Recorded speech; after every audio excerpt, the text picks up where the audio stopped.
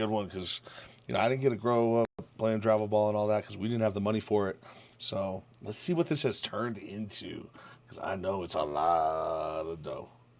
It's not cheap to raise kids these days, especially Every if they're weekend, good. millions of dollars flow through these fields. But it's not just hot dogs and popcorn sales. These fields are actually a small part of a $40 billion illusion, one that has convinced 11% of parents to bet everything they have on their kid making it to the league.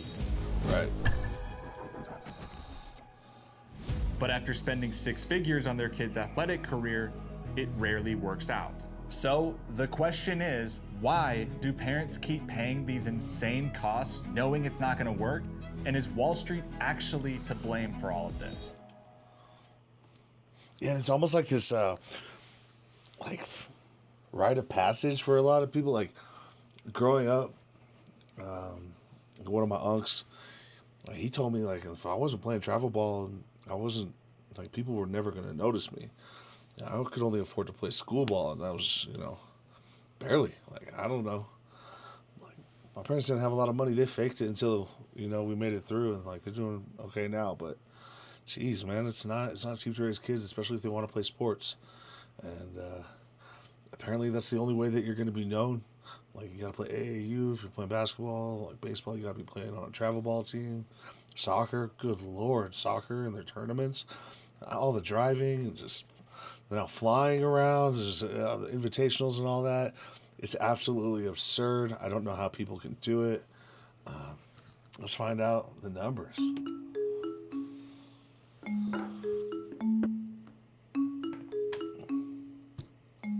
In 2004, families spent about $320 per year on their kids' sport. But fast forward to today, that number has more than tripled, currently sitting at $1,000 physicals and all per that year. stuff too. And that $1,000 is the cleaned up statistical average. In equipment alone, a family could easily spend over $1,000 for one kid. And then add in the new uniform you need every year, the private coaching, the travel, the team events, and you're easily looking at thousands of dollars in cost.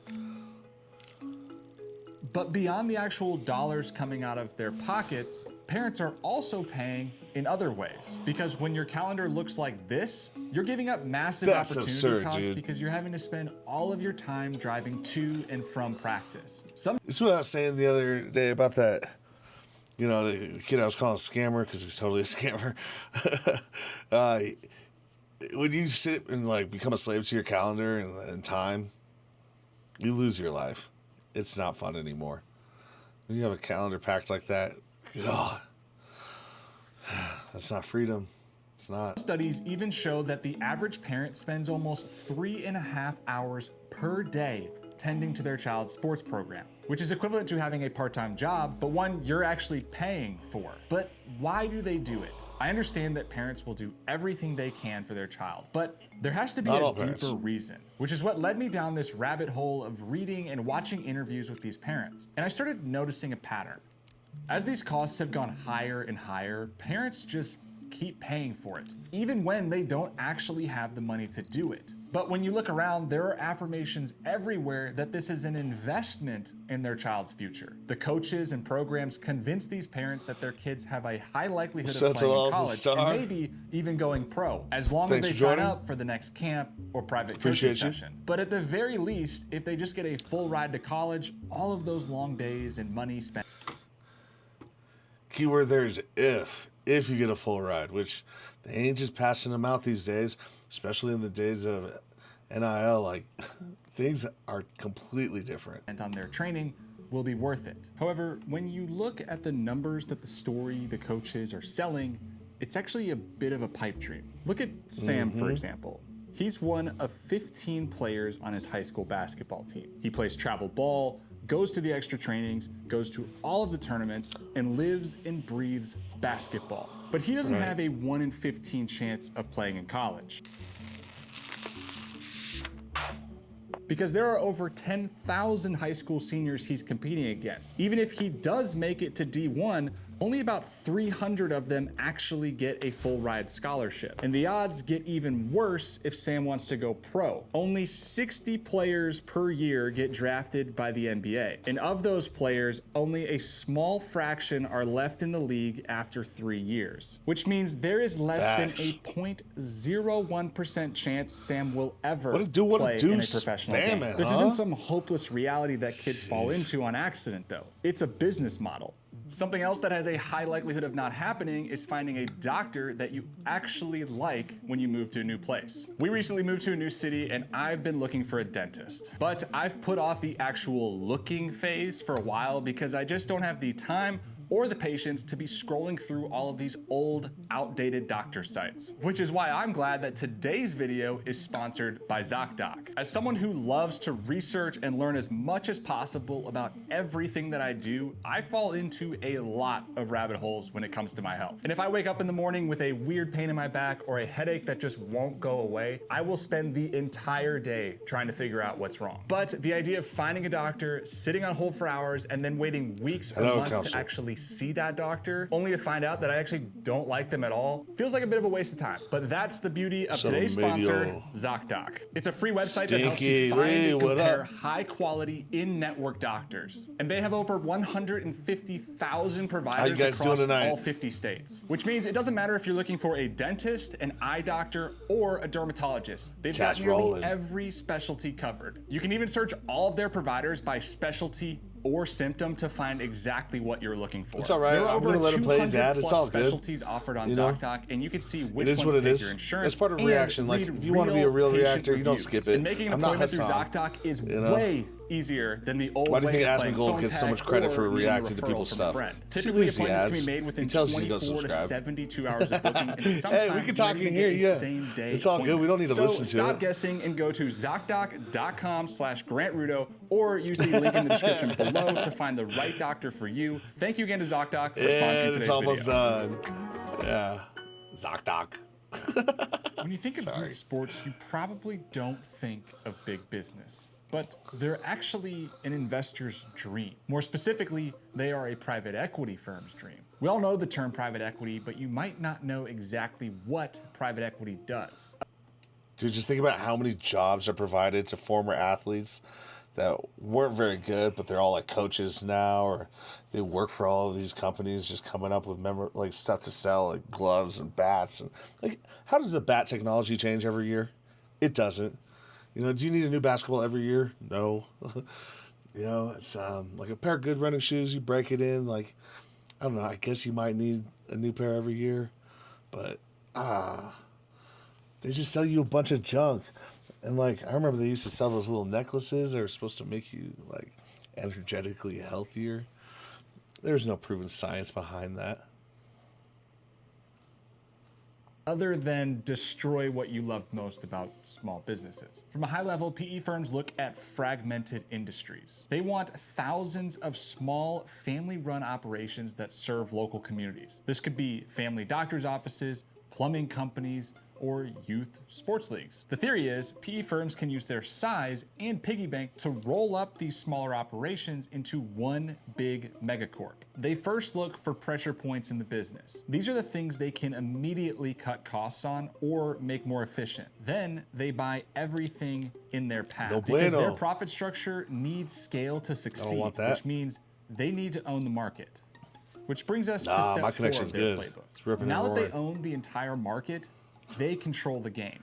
In youth sports, this could look like limiting spots on teams, offering exclusive opportunities to certain groups, or adding premium coaching experiences that feel mandatory. Once they have the stage set, they can lay down the hammer. At this point, they'll continue raising prices and cutting costs, which usually means reducing their employee count, minimizing maintenance, and typically that's the problem with American business. It's always a race to the bottom line. Quality goes down. You lose the important people that made the business run well.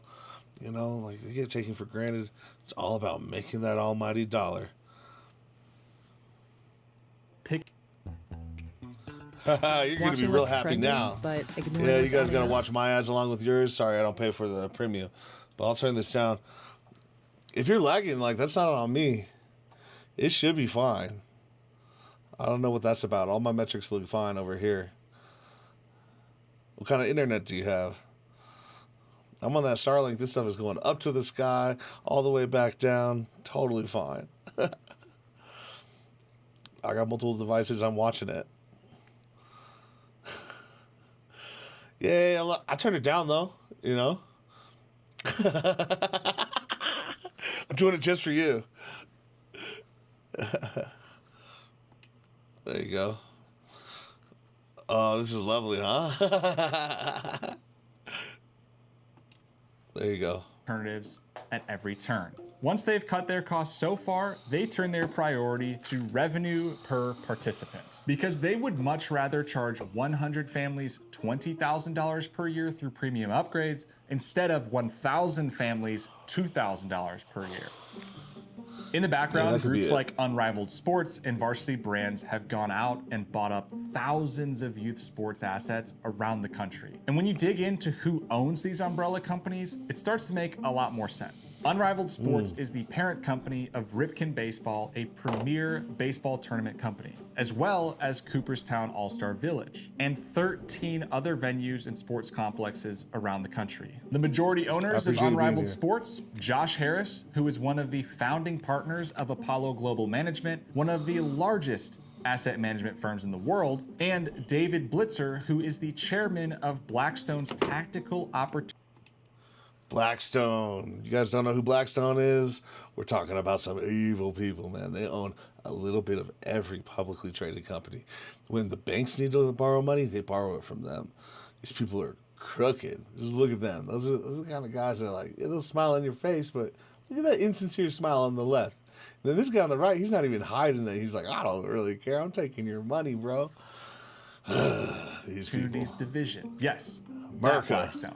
Another major player in the space is Varsity Brands. At one point, Varsity Brands controlled 90% high school sports, youth sports, of the cheer and dance events in the country, and 80% of all uniform sales. They own so much that they've been in 2 antitrust cases already, which settled for $82.5 million and $43.5 million for anti-competitive practices. And see, that's the thing, is that these companies, they make like $1 billion and then the government comes in and fines them like $50 million. Wouldn't you do that every single day? It's ridiculous. These companies, they just get a little slap on the wrist, essentially. It's BS. Lo and behold, Varsity Brands has been sold through 4 private equity acquisitions, with their most recent sale being from Bain Capital to KKR, who is also one of the largest investment firms in the world. And these are just 2 of the major players in the space. And as these firms have gained more control over youth sports, they've also started to expand their footprint and create an entirely new economy within sports. And it's one that only pulls more money out of parents' wallets. This is Cooperstown. Yeah, you can like look at it as a tax. It's not technically baseball tax. Heaven. I'm talking like the government will sue them for like malpractice, for taking advantage of consumers and just not being, righteous in their business practices, breaking laws. But instead of like totally slamming the company, shutting down the company, putting the people in jail, or, personally finding them liable, like, if you are a bartender and you overserve somebody and they kill somebody in a car accident, the bartender can be sued. But in these situations where they're like basically forcing people to take out a mortgage to send their kids to sports programs, like, they're taking advantage of people and they get a slap on the wrist. They pay $50 million to make $1 billion. So it's totally unfair. System needs to be reworked. But again, these people that are running these businesses, they're the ones in this country in this world that own all of the money, own all of the assets, own all of the mining rights, own all of the drills that are pulling oil out of the earth. They own the entire supply chain and distribution networks. Like, they own everything. For kids all over the country. It's always been an expensive trip for the average baseball family, but after Unrivaled Sports acquired the complex in 2023, they've started shifting to a more premium experience. And with the premium experience comes premium prices. To attend a week-long baseball tournament at Cooperstown, every player is required to pay a $1,300 registration fee. And then every family will need to pay for their travel, food, and lodging while they're there. Over the course of one season, the Cooperstown complex will make over $15 million in registration fees alone. And it's estimated that $95 million in additional tourism is driven to the area during the summer. Tournaments like Cooperstown have become so expensive and require so much travel that these sports complexes are building up entire industries around them to support the families that are coming to watch their kids. The industry is getting so big now that a former baseball player turned construction developer is placing a $1 billion bet that this is just the beginning. Welcome to the Dynasty Ocoee, a 159-acre development that is set to revolutionize youth sports tourism. The Dynasty will have over 17 fields, 1,100 on-site hotel rooms, and 350,000 square feet of commercial Mr. space, Lucci, where the whole family can come enjoy their time while one of the kids competes in a tournament. Jamie and Anne-Marie Douglas are betting that sports tourism won't just be orange slices and carpools, it will be an entire vacation experience that families will go to year after. They're almost like getting rid of amateurism. Like they're making every level pro in a way. Like I wouldn't be surprised in 20 years if like even little leaguers, if they were, you know, really standing out, they'd start getting paid. Because why not? Start importing families from third world countries. Preventing them from filming their own kids' games. Black Bear Sports Group has all but monopolized hockey rinks in the United States. They own 40 different facilities and 60 sheets of ice across the Midwest and the East Coast. And parents have nowhere else to go to play hockey. So they're forced to use Black Bear-owned facilities. Those facilities charge a $50 registration and insurance fee on top of the fees you're already paying to use the space. And if you try to record your kid playing in their game, you'll be blacklisted from the arena. And your kid's team might even suffer because of it. But Black Bear is so... What? Have you heard about that? You can't even record your kid playing? Do you guys know that? That's the BS. No cameras allowed in the facility? What, do I have to buy it like I'm at Disneyland taking a picture? I just want to see my kid play, put it on a VHS and throw it in the VCR? Come on now, really? Dang, man. That's wild. I wonder if they got cameras watching each kid individually like parents. That's wild. Kind to offer Black Bear TV, where you can pay $25 to $50 a month to stream your kid's game. They say they do this for safety reasons, which I don't really buy. The Dallas Stars are another major corporation trying to take over youth hockey, and the Texas Attorney General recently opened a probe to investigate them. According to the report, the Stars used millions of dollars of taxpayer funding to buy up all of the rinks throughout DFW and eliminate their competition, and then raise prices, leaving families with no choice but to pay because there's nowhere else to go. But the Wall Street takeover isn't even the darkest part of the commercialization of youth sports. This is a high school game, and this is a pee-wee game. But these are not the scores of the games.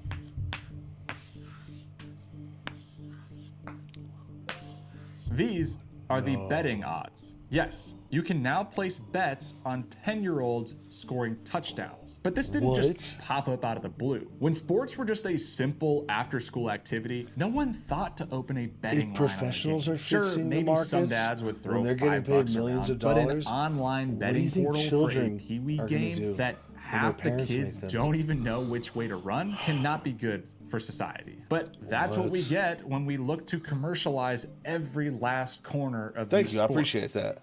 As the investment firms try to extract their maximum profit at every turn, I'm just trying to be myself changes the culture within a brand, sports. right? They're no longer focused on character building or teaching teamwork. They are funnels into a fast track of spending and false promises of future success. And as the parents buy the bait that their kid could go pro, they throw everything they have into it. Their time, their money, their futures, all in the hopes that their kid will be the one that goes to college for free. Wall Street is basically brainwashing parents into thinking that their child will be the 1 in 10,000, all in order to build a $1 trillion industry off of their hopes and dreams, and the kids are left with all the pressure to make that investment pay off. So, what do you think? Has the commercialization of youth sports gone too far, and are the costs getting to a point where people will just Has it gone stop too far? participating? Or They're is gambling Wall on Street children just playing optimizing now. their business model because they know people will pay the price anyway? I'd It's be curious to hear definitely your too thoughts in far. the comments, and while you're down there, make sure to subscribe Wow. so you don't miss the next one. Yeah, guys, go check out Grant Rudow. You can see it up there on the left if you can read through the little AI data center in the back. But yeah, throw him a like, throw him a sub. Hit me with that sub and that like if you can too. I'd appreciate it. Just help that algorithm. You know, I'm going to close this video down. I'm going to pop another one up. So if you want to jump into that, it's just easier for me to, yeah, like, well, yeah, why are we doing this with children and teens and stuff? Why are we gambling on them? You know, it's ridiculous. It's just not fair. Not fair to the kids. It's just like there's so many talented kids out there that don't have the money for all this travel ball and stuff too. Like, let alone like getting to the tryouts. Like some kids have trouble doing that. Let alone paying for a glove or some basketball shoes or whatever it might be. And like going to a lot of courts these days in certain parts of the country, super dangerous. Like, I don't know, man. You got to be really careful. And in the future, with the way that NIL is working with college sports, they're getting paid. It's crazy. They might start to eliminate a lot of these Olympic sports, or at least like take away their scholarships because the money's going towards football and basketball. Yeah. Got a lot of growing pains ahead of us in the sports world. Until next time. Peace out, guys.